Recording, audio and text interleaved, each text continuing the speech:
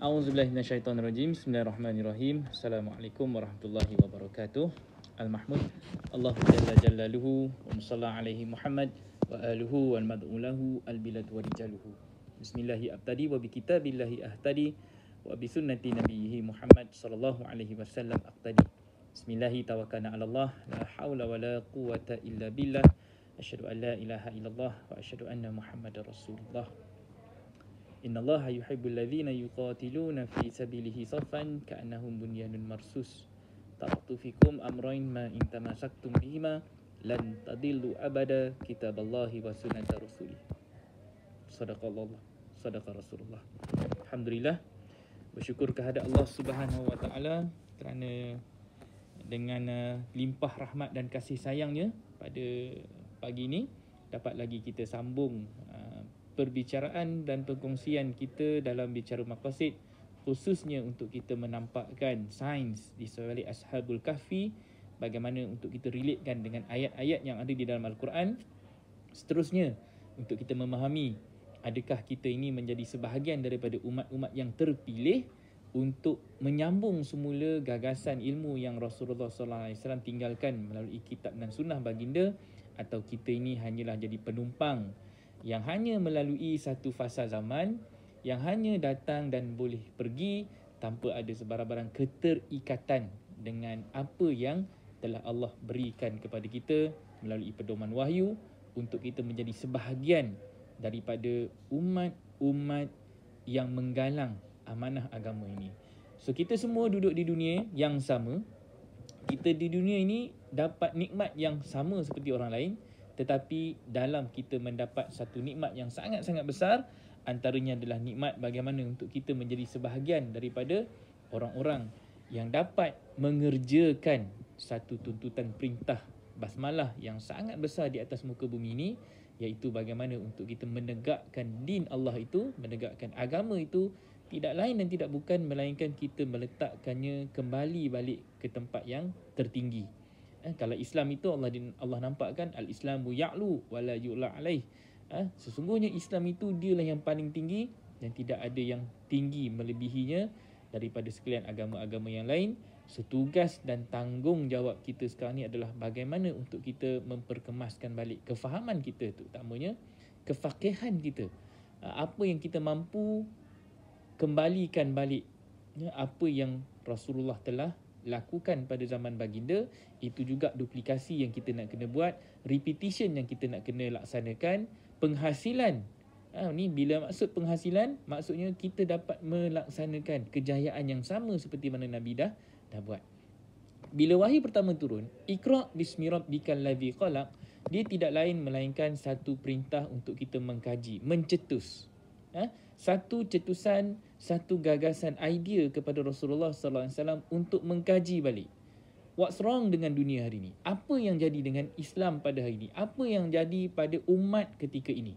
So itu satu ikra, kondisi yang menyuruh kita melihat balik alam ini seluruhnya, bagaimana hubungannya dengan Allah. Bagaimana hubungannya Allah dah berikan kepada kita Al-Quran sebagai kitab, sunnah Nabi sebagai satu formula kehidupan. Kita layan, treat, kita laksanakan semua yang ditinggalkan itu, adakah berdasarkan apa yang Allah dah tetapkan atau kita mengikut hawa nafsu kita.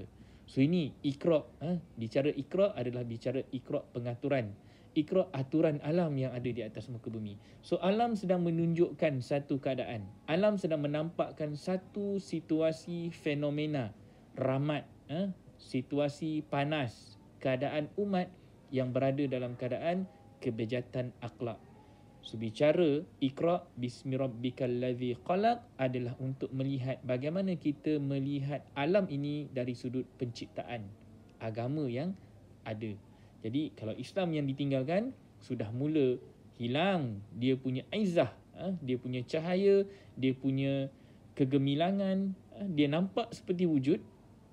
Agamanya masih tinggal, namanya gah, tetapi malangnya hanya tinggal satu, nama yang disebut-sebut tetapi tidak difahami isinya, tidak difahami kontennya, tidak dapat dipastikan apa maksud dan tujuan Islam yang sebenar diturunkan kepada kita, diwasiatkan kepada kita, diamanahkan kepada kita. Melainkan umat yang tinggal ini hanyalah dalam keadaan bersangka-sangka. Mereka hanya mengikuti angan-angan mereka. Mereka hidup dalam dunia yang fata morgana. Duduk dalam keadaan kita merasakan kita adalah umat yang terpilih. Malangnya bila kita lihat satu persatu daripada setiap bacaan hadis-hadis dan juga ayat-ayat Al-Quran, semuanya menampakkan sebaliknya. So hari ini suka untuk saya bawa dan mengajak, kalau boleh kita semua ni untuk kembali balik kepada satu ayat yang mana relate dengan satu hadis yang sangat-sangat terkesan pada hati saya. Kalau kata kita baca setiap kali Jumaat tu, ada satu hadis tu yang hari-hari menjadi satu zikir dalam kepala supaya kita tak menjadi sebahagian daripada golongan-golongan tersebut.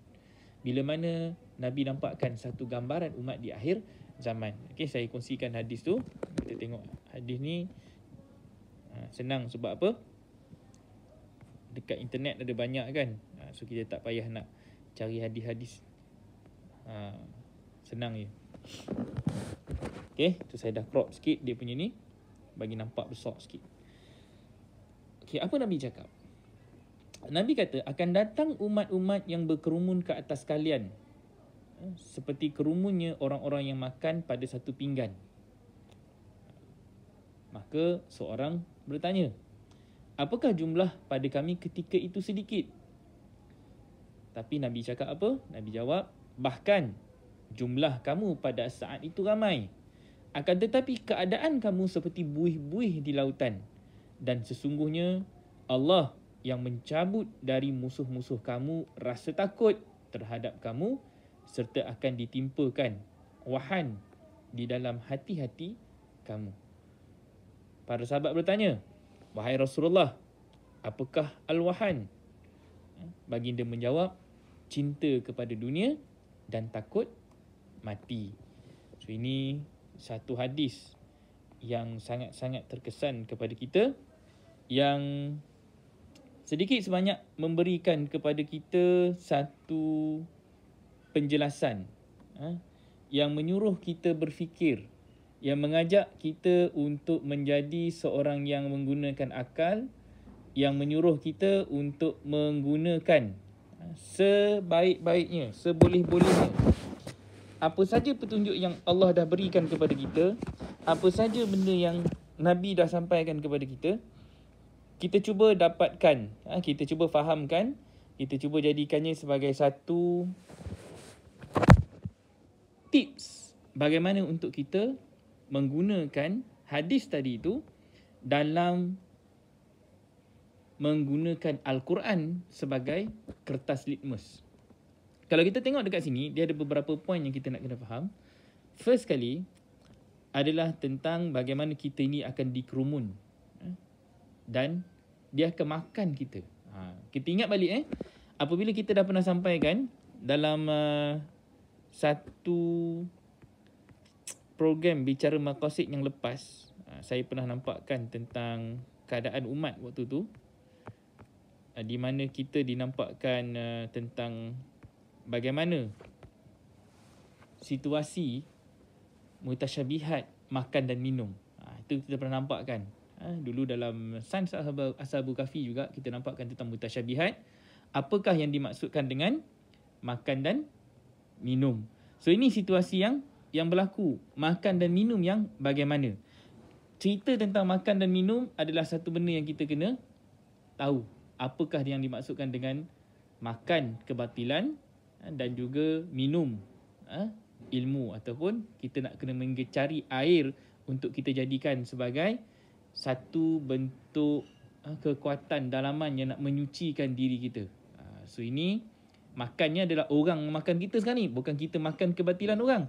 Orang lain yang makan jiwa kita yang sepatutnya diisi dengan Islam, tapi mereka makan sikit demi sedikit kefahaman kita, ilmu yang ada pada diri kita, jiwa yang ada pada diri kita ni, lalu menyebabkan kita jadi golongan-golongan yang akhirnya kita terpaut, kita terpait, kita terkait daripada menjadi sebahagian golongan-golongan yang rugi.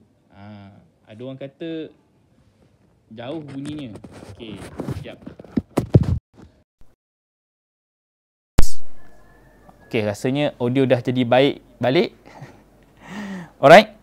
Okey, dah dibetulkan audio. Terima kasih kepada yang menampakkan kekurangan penyampaian live pada hari ini. Okey, ulang balik. Apa yang kita nak nampakkan hari ini adalah satu daripada keadaan di mana kita sedang mengalami satu situasi, kita sedang dimakan oleh orang-orang yang sedang mencipta satu situasi dunia supaya kita akhirnya menjadi orang yang cinta dan takut kepada mati. Ini benda yang mereka sedang lakukan. Dan apa yang jadi pada umat ketika itu, umat kita bukan kata sedikit, umat kita ramai.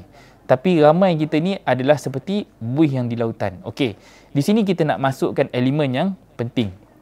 Bila namanya buih ni terjadi hasil daripada air. Kalau tak ada air, buih tu tak boleh nak jadi. So ingat related dia air tadi tu tentang makan dan minum, kemudian dinampakkan pula dalam ini kita seperti buih-buih di lautan. So buih ni kita tak boleh nak minum. Dia tak memberikan apa-apa pun kebaikan kepada kita. Nak makan tak boleh, nak minum tak boleh. Dia cuma jadi buih saja. Basically 10% sahaja air, selebihnya adalah buih. So kalau kita tengok dekat buih di lautan tu, airnya masin. Kan? Itu satu contoh. Ada dalam hadis lain, dalam matan lain diterjemahkan sebagai seperti buih-buih air banjir. Dinampakkan macam tu. So ada cerita. Konsep dia adalah air dan buih. Yang ni kita nak kena faham. So adakah kita ni airnya ataupun kita ini hanya buihnya? Di sini yang kita sama-sama nak kena fahami. Kalau kata kita ni adalah airnya, maknanya kita bermanfaat selama kita berada di atas dunia ni. Tapi kalau kita ni adalah buihnya, maka kita ini adalah seperti debu-debu yang berterbangan. Sama je konsep buih dengan debu. Apabila angin lalu, pecah, meletup, hilang, terus tak ada apa-apa lagi dah. Sama dengan debu. Nampak ada, bila datang angin, berterbangan. So di sini kita nak kena faham. Kita ini umat yang 10% tadi, ataupun kita ini adalah umat yang nampak macam ramai, nampak gah, nampak besar, nampak hebat, tapi hakikatnya kosong. So kena kenal siapa kita bermula daripada hari ini. Bukan hari ini lah, dulu lagi sepatutnya kita dah tahu dah. Bila Nabi cakap Islam hanya tinggal nama, adakah kita kenal diri kita, kita ini nama saja Islam, ataupun kita ni memiliki kefahaman yang kuat di dalam dada? Adakah kita ini betul-betul memahami hakikat? Adakah kita ni faham tujuan hidup kita sebagai orang yang nak kena menjadi umat yang membangunkan agama, atau kitalah orang yang selama ini sedang meruntuhkan agama? Kita kena faham dulu keadaan ni. Okey, so ada satu lagi hadis yang saya nak nampakkan. Bukan hadis lah. Jadi alang-alang kita dah pergi ni, terus buka kepada ayat Al-Quran yang terus menceritakan fenomena dan situasi akhir zaman. Ya ayuhan Nabi. Nabi dipesan. Seruan kepada Nabi. Ya ayuhan Nabi harrid. Dipesan kepada Nabi untuk lecutlah. Di sini dinampakkan dalam bahasa Arab diterjemahkan sebagai lecutlah.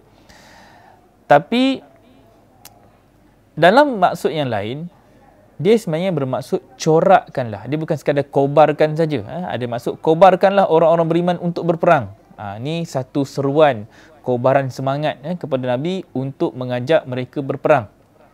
Tapi di sini, okey, surah berapa? Ada dekat situ, surah 8, Al-Anfal ayat 65. Okey, surah Al-Anfal ayat 65. So dekat sini,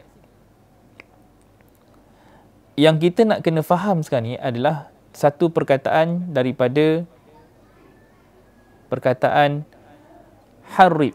Maksudnya corak.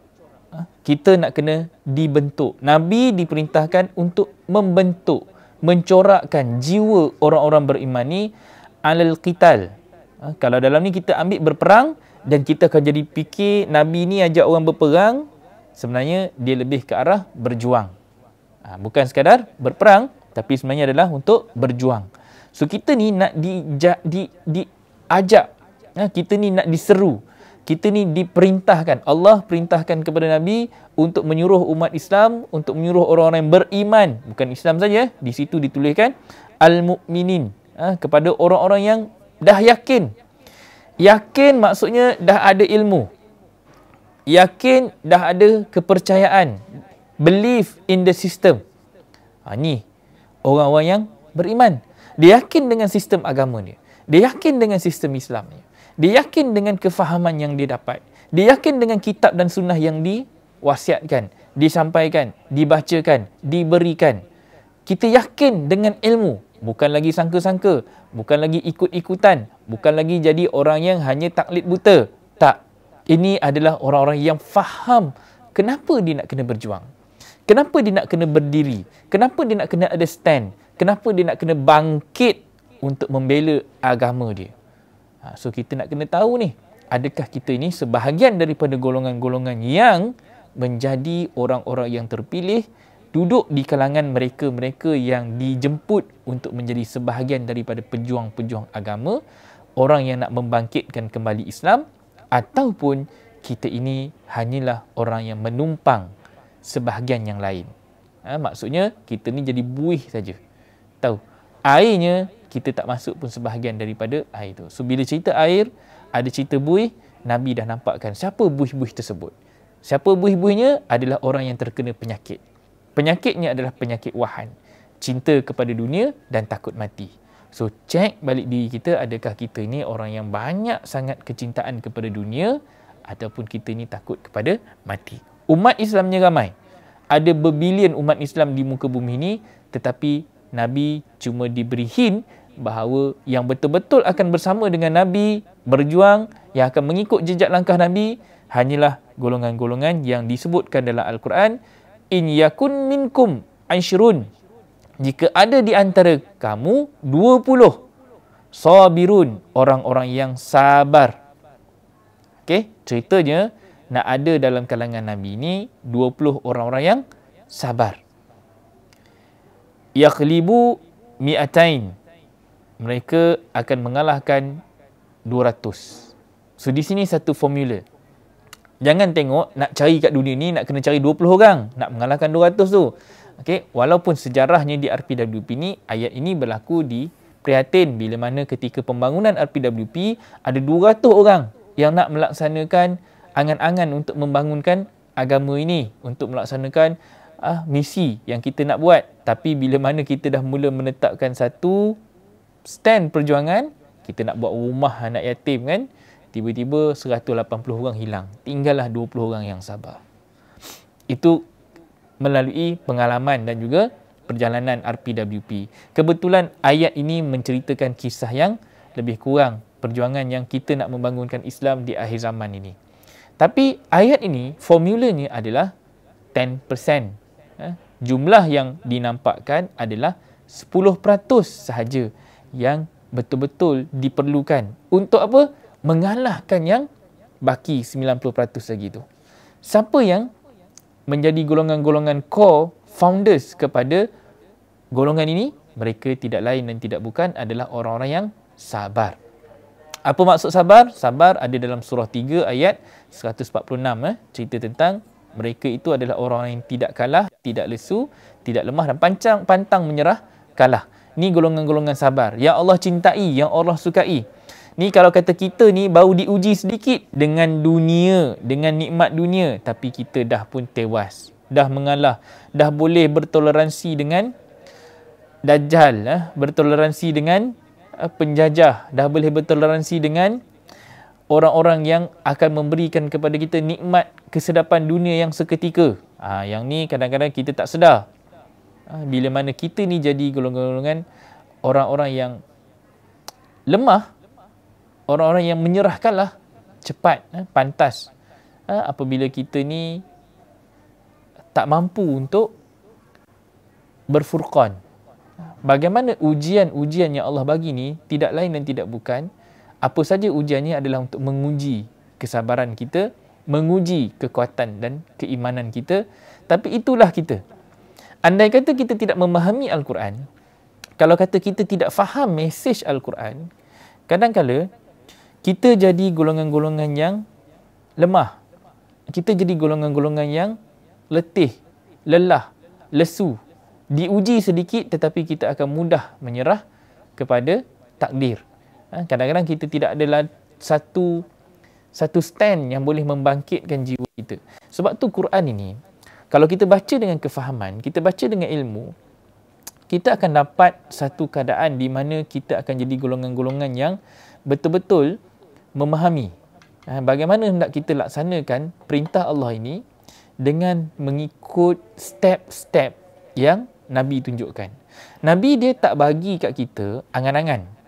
Nabi tak sampaikan kepada kita Quran itu dalam bentuk satu angan-angan. Berbanding hari ini kita faham Al-Quran itu adalah satu bentuk bacaan ritual. Kita akan baca dengan harapan dia jadi satu angan-angan yang akan memberikan kita pahala, yang akan memberikan kita satu harapan supaya kita dapat menggunakan Al-Quran ini selepas kita mati nanti. Tapi bagi Nabi yang mendapat formula Quran di atas muka bumi ini, Nabi berusaha bersungguh-sungguh dengan Quran yang sama yang kita dapat, dengan kitab yang sama yang Allah bagi kepada Nabi, diturunkan kepada kita. Dengan wahyu itu, Nabi menghidupkan Al-Quran di atas muka bumi ini melalui pelaksanaan. Yang ni yang kita tak ada, 10% tu. Itu semangat 10% yang ada, yang Nabi dah berjaya cipta ketika Nabi sedikit. Waktu tu Nabi tak ramai, Nabi sedikit. Sedangkan akhir zaman ini, kita dari segi materialnya kita nampak hebat. Dari segi ketamadunan Islam itu kita nampak besar. Malangnya kita sedang melalui fasa kerosakan akhlak yang sangat-sangat teruk. Kita sedang mengalami kejatuhan, kita sedang mengalami satu bentuk kemunduran dari sudut attitude, akhlak, jiwa, prinsip yang sepatutnya ada pada orang Islam. Kita tanya balik diri kita sendiri. Tanya balik anak-anak kita. Sebagai mak dan bapa ini, waktu sekarang ni PKP, kita ada peluang untuk tanya anak-anak kita macam-macam soalan dekat rumah kita sendiri. Tanya straight to the face. Adakah anak kita faham agama Islam itu dengan jelas? Adakah anak kita faham Al-Quran dan misi yang ada di dalam Quran itu dengan jelas? Ataupun mereka juga sama seperti kita, mak bapa yang hanya mengikut fahaman nenek moyang kita, hanya memegang amalan-amalan ritual yang sampai kepada kita tanpa kita memahami tujuan dan pelaksanaan Quran secara hakikat. Tu yang Nabi cakap, akhir zaman Islam hanya tinggal nama, Al-Quran hanya tinggal tulisan. Tulisan yang kita baca itu dia tidak menjadikan apa-apa selagi mana kita tidak ekstrak ilmunya, keyakinannya, kefahamannya, kepercayaannya, lalu kita yakin dengan yang gaib. Allazina yu'minuna bil ghaib. Kita percaya dengan sesuatu yang nampaknya seperti satu ilmu yang Allah bagi dalam bentuk Quran, tetapi dia mampu menghidupkan jiwa kita sehingga kita berjaya membuktikan sesuatu yang gaib itu tadi, yang hanya dah dalam bentuk tulisan. Kerana asalnya Quran ini, kalau kita betul-betul faham sirah dan sejarah, Quran asalnya tidak berbaris, tidak bertitik, tak ada tanda.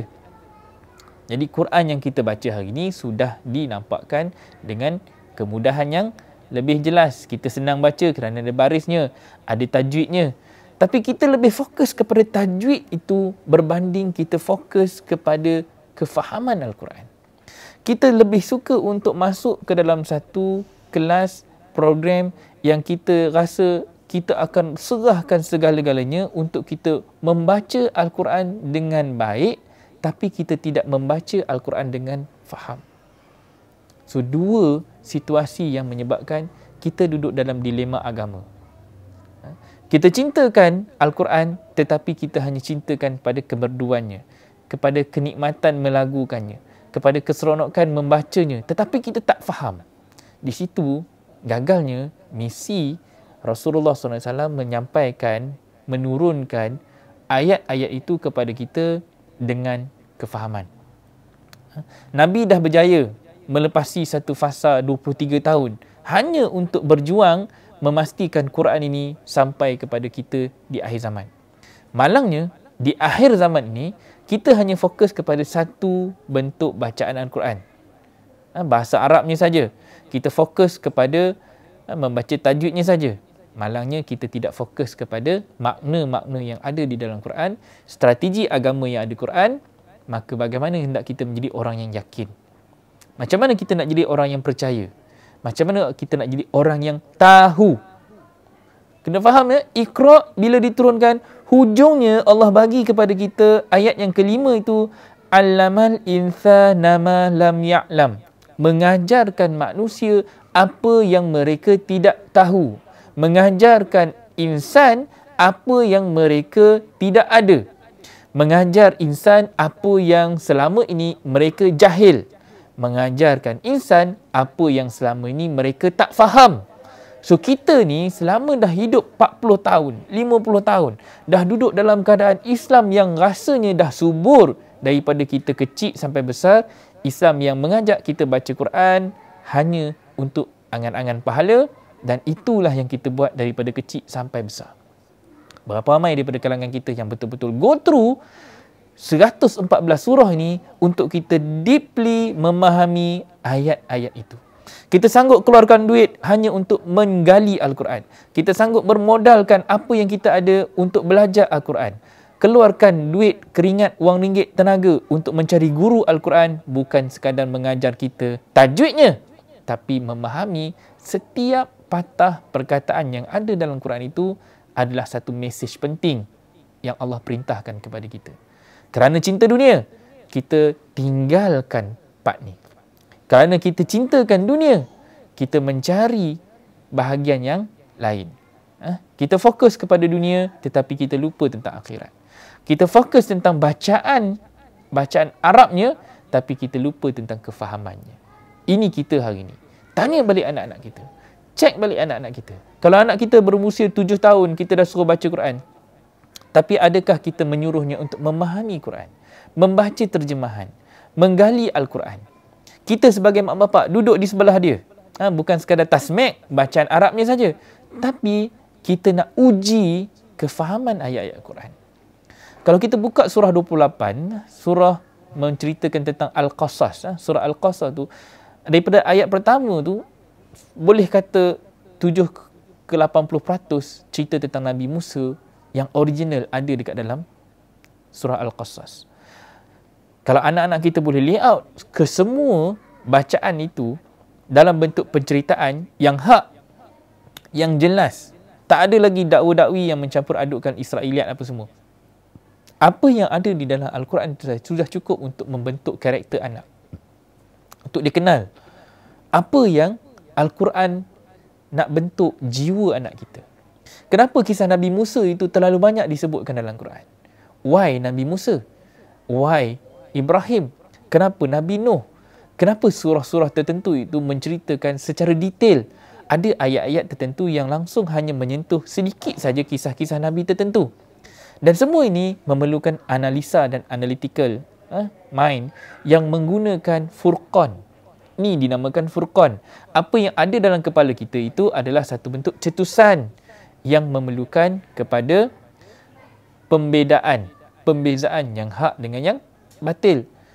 So anak-anak nak grab ilmu ni, dia kena merujuk. Hari ni sekolah dah tak ada. Kan? Kita hanya boleh online. Kalau belajar pendidikan Islam, tak mampu untuk menceritakan hakikat akhlak ini berdasarkan Quran dengan menghidupkan wahyu ke dalam jiwa anak kita. Melainkan tugas ibu dan bapa yang ada di rumah, inilah peluang untuk kita install balik Al-Quran yang sebenar ke dalam jiwa anak-anak. Kita dah tak boleh nak harapkan sekolah lagi semata-mata untuk mencipta stand prinsip Al-Quran pada anak kita. Al-Quran adalah something yang kita kena personalize untuk kita suitkan kepada anak kita.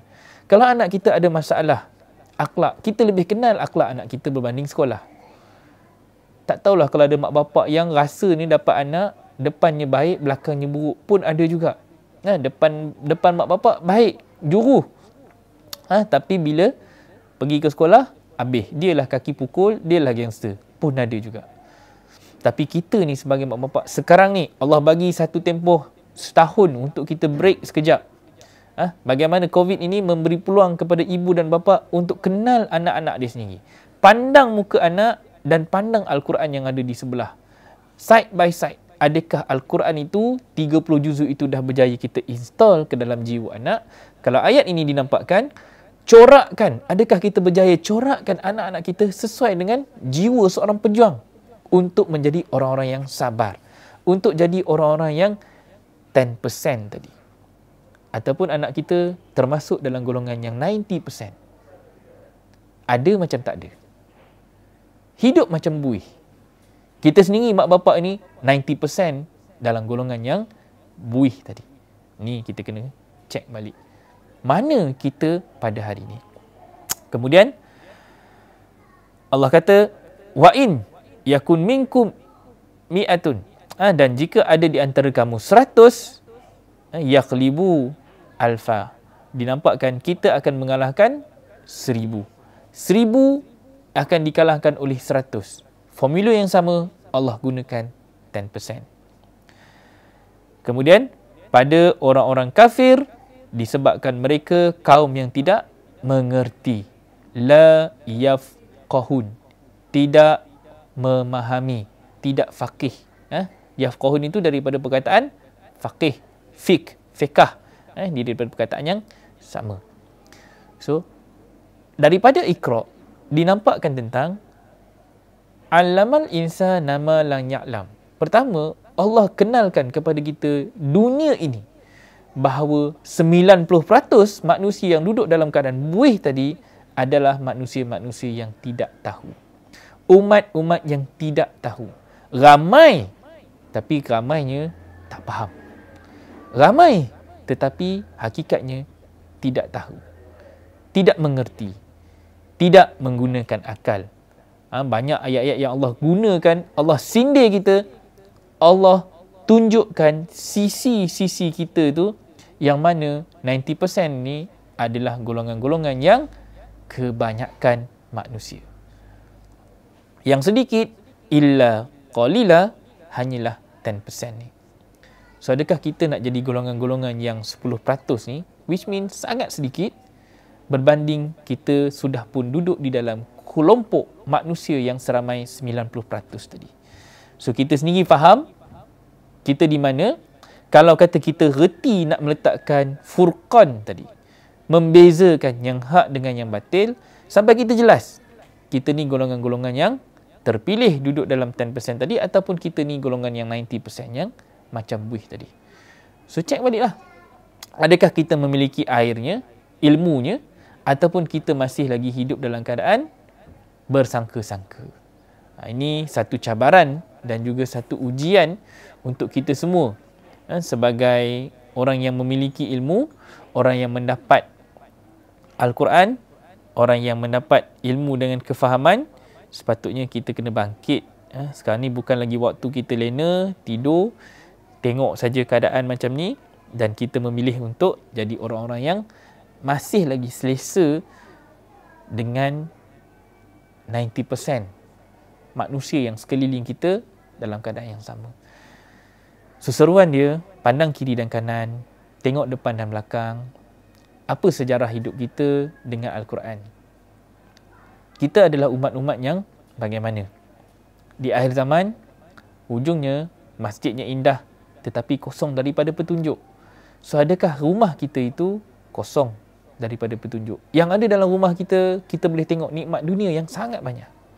Kita ada komputer, kita ada PC, kita ada hiburan, kita ada televisyen, kita ada segala-galanya perihal dunia yang kita install dalam rumah. Tapi di mana Al-Quran yang kita dah berjaya install dalam jiwa kita? Dan bagaimana pula dengan 10% ini, dia nak membangunkan kembali satu sistem yang akan mengalahkan yang 90% tadi. So, Islam, dia tak perlu ramai. Sebab tu kalau kita baca dalam surah Al-Waqi'ah ke, kita baca dalam surah Ar-Rahman ke, kita baca dalam banyak ayat-ayat Quran yang menampakkan umat Islam tak perlu ramai. Umat Islam yang berkualiti adalah 90% yang lain akan datang mengikuti yang 10%. So, kita nak cari golongan-golongan yang menjadi orang yang spark 90% ni. Sebab 10% ni saja yang akan mencorak keadaan. Seorang guru mampu untuk memimpin berapa ratus orang? ramai. Kalaulah dalam ladang secara hari ni kalau kita tengok teknologi, seorang penggembala lembu dia boleh menggembala 200 ekor lembu secara automated. Maksudnya dah ada sistem, tak payah ramai-ramai nak jaga lembu, seorang pun dah boleh menjaga 200 ekor lembu. Yang penting ada sistem. Begitu juga dengan ayat ini. Bagaimana kita, once Allah dah bagi Quran, dah bagi sistem, dah bagi kat kita satu ilmu dan knowledge, kita hanya perlu satu guidance. Bagaimana kita nak memimpin umat manusia. Hari ini yang buat benda ni, Yahudi, Nasrani. Dan kalau kita tengok Israel, negara yang kecil itu, yang mana populasinya sedikit itu, dalam ramai-ramailah umat dia tu, hanya beberapa bahagian saja yang betul-betul fokus kepada pembinaan satu misi yang lebih besar, iaitu untuk menguasai dunia. Tak ramai. Zionisme itu hanya sebilangan kecil idealisme yang membawa pemikiran bagaimana untuk menguasai dunia. Dengan mereka merancang strategi New World Order, mereka merancang bagaimana mereka nak menguasai manusia dengan hiburannya, dengan fashion, dengan meletakkan sukan sebagai misi hidup manusia, dengan meletakkan food, makanan sebahagian daripada racun yang akan menjauhkan manusia daripada agama, dengan meletakkan elemen pendidikan yang menyebabkan manusia jauh daripada sistem pendidikan yang diletakkan dalam Al-Quran, dengan meletakkan sistem keuangan yang mengajak manusia keluar daripada sistem Islam pergi kepada sistem riba. Mereka menggunakan elemen-elemen yang sedikit ini untuk mengajak manusia keluar daripada kebenaran dan menjadi sebahagian daripada kelompok yang batil. So kita ni yang mana satu? Kita ni golongan yang mana? Kita ni adalah orang-orang yang bagaimana? Adakah kita ni umat yang duduk dalam kelompok 10% ataupun 90% dah menjadi buih-buih di lautan? Cuba kita lihat, pandang sahabat-sahabat kita yang dah meninggal dunia. Kalau kita ada saudara mara yang dah meninggal dunia, kalau kata kita kenal mereka-mereka tersebut, kita kena rapat dengan dia orang. Sebab kematian ini adalah untuk memberikan pelajaran dan peringatan kepada kita. Kalau kita tengok nyawa sahabat kita tu, kita kenal dia daripada kecil sampailah besar. Kan? Masing-masing ada kawan, cuba cek balik kawan-kawan. Mana peluang dan ruang seumur hidup itu untuk membangkitkan agama? Di mana ruang dia? Kalau kita kenal dia, mana peluang untuk dia bercakap tentang Islam dalam kelompok keluarga dia sendiri? Dia mampu untuk membentuk akidah anak dia yang kuat. Jaga auratnya, tutup aibnya, bentuk akhlak yang mulia pada dirinya. Al-Quran menjadi sebahagian daripada landasan hidup dia. Ataupun kita tengok rumahnya yang gah, rumahnya yang besar, hidupnya yang mewah, penuh dengan kemewahan duniawi. Tapi malangnya, anak-anak dekat dalam rumah itu, termasuklah kalau suaminya, kalau isterinya, hanyut kerana hidup dalam dunia yang penuh dengan angan-angan. Sibuk, memang sibuk. Tapi sibuknya kita kerana dunia.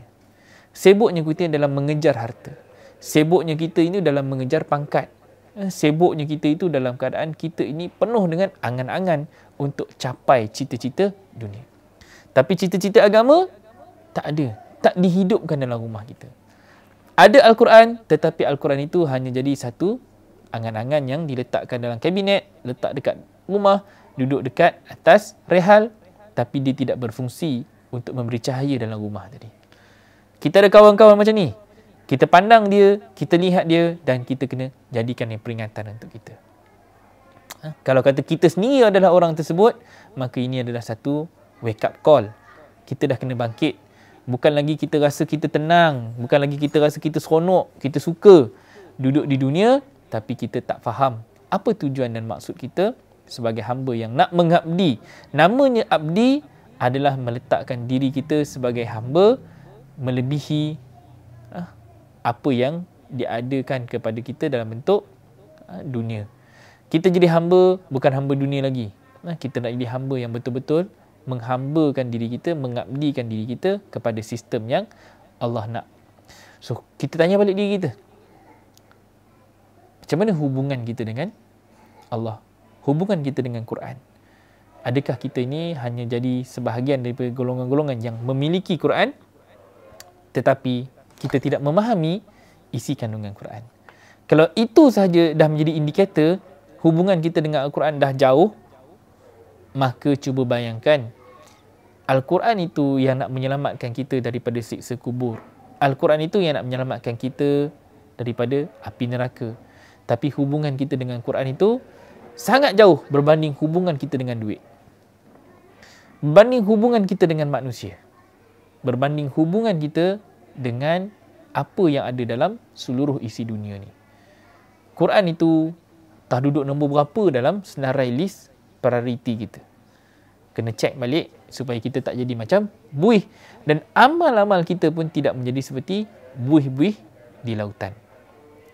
Okay, ini satu peringatan kepada kita semua. Mudah-mudahan kita dapat mendapat nikmat, mendapat kefahaman dan akhirnya kita jadi golongan-golongan yang jelas. Apakah misi dan visi kita untuk kita jadi golongan-golongan yang betul-betul memahami tujuan dan kehendak hidup kita sebagai seorang yang berakhlak kepada Al-Quran. So, saya suka nak tarik balik perhatian semua orang pada Iqra' bismi rabbikal ladzi khalaq. Saya ulang banyak kali topik ni. Saya ulang berkali-kali dan saya akan ulang ni lagi di masa depan. Sebab apa?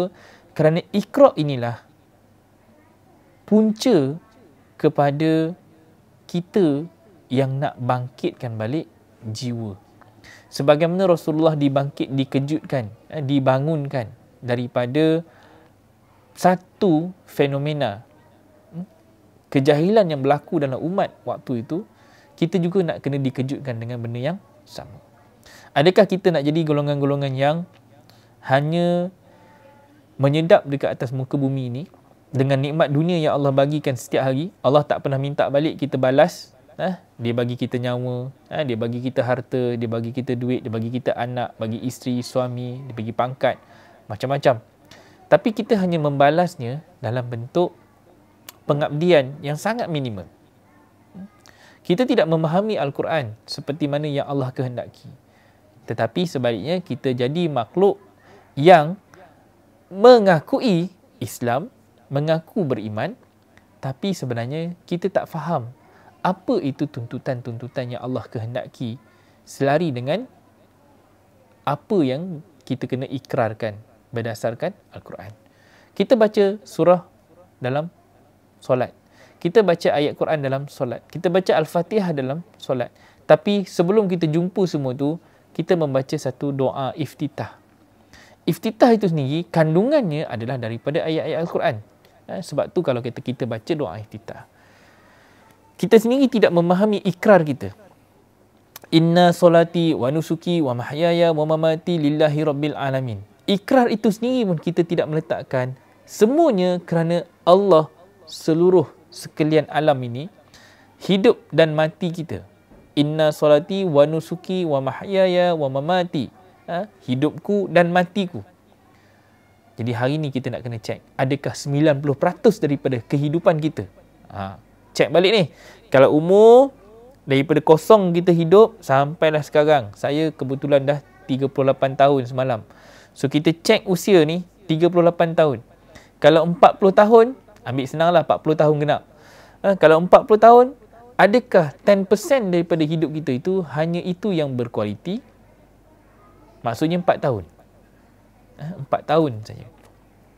Adakah dalam hidup kita tu 40 tahun betul-betul kita yakin kita dah bagi sehabis baik untuk Allah, ataupun kita ada 90% daripada kehidupan kita itu lalai, leka, lara, jauh daripada Allah. Cek balik usia dan timeline hidup masing-masing. Timeline kita itu adalah untuk kita Iqra' kitabaka. Untuk kita 17 ayat 14 tu, kan, kita nak berjalan dekat atas muka bumi ni dalam keadaan kita sentiasa muhasabah. Dalam bab muhasabah, istighfar itu adalah kunci untuk kita sama-sama meletakkan diri kita kembali balik kepada Allah.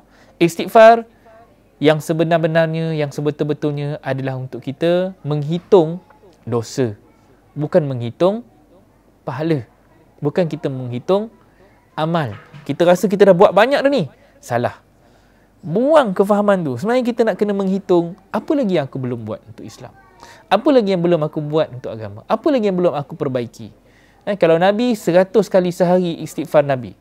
Bukan sekadar astaghfirullahalazim, bukan sekadar dilafazkan di mulut saja, tapi Nabi akan cari muhasabah. Apa lagi strategi, apa lagi cara, apa lagi kaedah untuk dia bangkitkan Islam ini sampailah terlaksana perintah-perintah yang Allah seru dalam Al-Quran. Sama juga dengan kita. Ada 6,236 ayat. Mana bahagian Quran yang belum kita laksanakan? Kalau kata, aku dah bayar zakat, aku dah pergi umrah, aku dah pergi haji, aku dah solat, aku dah puasa.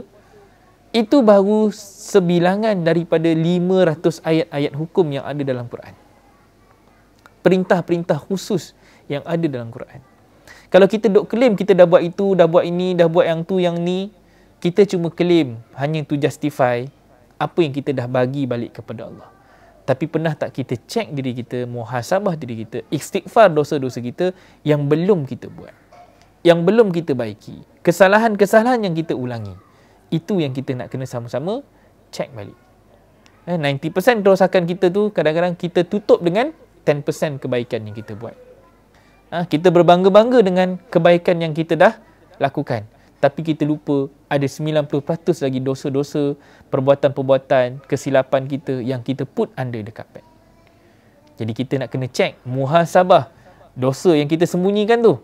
Muhasabah balik dosa-dosa yang kadang-kadang kita tutup sebelah mata. Jadi dajjal yang tak akui diri kita ni sebenarnya dah rosak, dah kotor. Tapi kita depan manusia, kita hanya melakonkan 10% yang baik. Ni, kita nak kena cari jalan. Macam mana kita nak betulkan balik akidah kita, akhlak kita, sifat yang ada dalam jiwa kita ini supaya kita tame down nafsu kita kepada dunia. Sebab hujungnya Nabi kata, ramainya kita ini kerana ramainya mereka yang cinta dunia. Adakah kita jadi sebahagian daripada golongan yang cinta dunia? Kalaupun umur kita dah 60 tahun sekarang ni, dah 68 tahun sekarang ni, dah hampir 70 tahun sekalipun, adakah daripada 70 tahun itu, mana 90% kita yang kita bawa? Kemana perginya 90% daripada masa kita, nyawa kita, usia yang Allah bagi itu? Adakah 90% itu kita gunakan untuk agama, ataupun kita ni masih lagi lalai dan leka? Ada 100%, 10% kebanyakannya adalah yang memacu hidup kita untuk duduk di atas landasan Allah. Tapi mana pergi 90% yang lain? Sama juga dengan umat akhir zaman, 10% inilah yang akan mencorak kita. Carilah golongan-golongan yang sedikit ini, carilah golongan yang rare ini, yang gharib ini, yang akan memandu kita bersama-sama mereka agar kita juga yang selama ini duduk dalam lingkungan 90% ini, buih-buih di lautan ini dapat kembali balik menjadi air. Buih boleh jadi air baik tak? Boleh. Kalau buih itu dah kembali balik ke dalam golongan-golongan, kelompok-kelompok air itu, dia akan kembali dissolve, buih ni hilang tapi menyatu balik dengan air. So kita nak cari, adakah kita ini buih ataupun kita ini adalah air yang menjadi sumber kehidupan kepada manusia yang lain. Semoga kita mampu untuk jadi orang yang bermanfaat. Kita belajar Al-Quran dan sebaik-baik manusia adalah yang mengajar kembali Al-Quran itu, yang menjadikannya sebagai sesuatu yang bermanfaat, ilmu yang mampu untuk menarik orang kembali semula kepada Allah dan Rasul melalui kefahaman. Kita tak nak mengajar hanya jadi orang yang mengajar Quran, tapi kita tidak jadi menjadi orang yang mendidik manusia dengan pendidikan explanation yang Allah dah bagi dalam Al-Quran. InsyaAllah, mudah-mudahan kita dapat jadi golongan-golongan yang terpilih, golongan-golongan yang Allah kehendaki, dan dapat memperbaiki sistem kehidupan harian kita agar kembali semula kepada landasan jalan yang lurus, insyaAllah. Okey, itu saja daripada saya. Mudah-mudahan kita diberikan kefahaman, rahmat dan juga nikmat ilmu yang bermanfaat. Minta ampun dan maaf kalau ada terlanjur kata, tersalah bahasa. Kita ini adalah manusia yang sering kali alpa. Mudah-mudahan kita dapat jadi golongan-golongan yang Allah pilih sebagai umat di akhir zaman yang dapat melihat Islam itu bangkit dalam masa usia baki-baki nyawa yang kita ada ni, insyaAllah. Okey, jangan lupa pukul 12 nanti, dah nak pukul 12 dah lepas ni, dekat Rai TV. Jom kita tengok sama-sama resepi yang akan saya masak dalam Laki Masak Semua Jadi. InsyaAllah itu adalah salah satu daripada channel yang menjadikan dana pendapatan kita kepada Rumah Pengasih Warga Prihatin. Jadi kalau belum subscribe, boleh tonton, subscribe channel Ray TV. Dalam kita subscribe, dalam kita menonton, jangan skip iklan. Kerana apa? Itulah menjadi sumber pendapatan kepada seluruh warga Prihatin, di mana konten-konten yang kita sediakan itu dia dapat menjana income kembali kepada RPWP. Dan dalam masa yang sama, hari ini adalah hari Jumaat. Moga-moga ada keberkatan Jumaat yang kita dapat. Kita boleh terus dengan aktiviti menyumbangkan bantuan, sama ada kita memberi sumbangan dalam bentuk banjir ataupun pendidikan, ataupun kita ada sekarang ni PPE masih lagi kita teruskan, dan esok kita akan buat agihan bantuan makanan projek Pelangi khusus kepada rumah-rumah anak yatim dan juga asnaf rumah kebajikan di sekitar kawasan Bangi. InsyaAllah saya sendiri esok akan masak, dan juga bersama-sama dengan tim-tim ibu-ibu, anak-anak di Rumah Pengasih Warga Prihatin melalui projek Pelangi, kita akan buat agihan-agihan.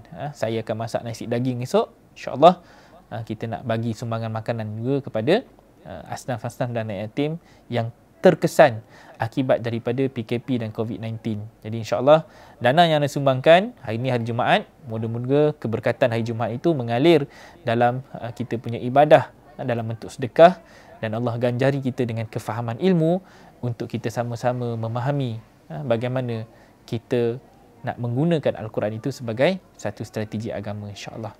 Itu doa saya kepada semua yang menonton, insyaAllah. Okey, itu saja daripada kami. Hadza wallah yarana wa yahfazuna walhamdulillahi rabbil alamin. Assalamualaikum warahmatullahi wabarakatuh. Terima kasih.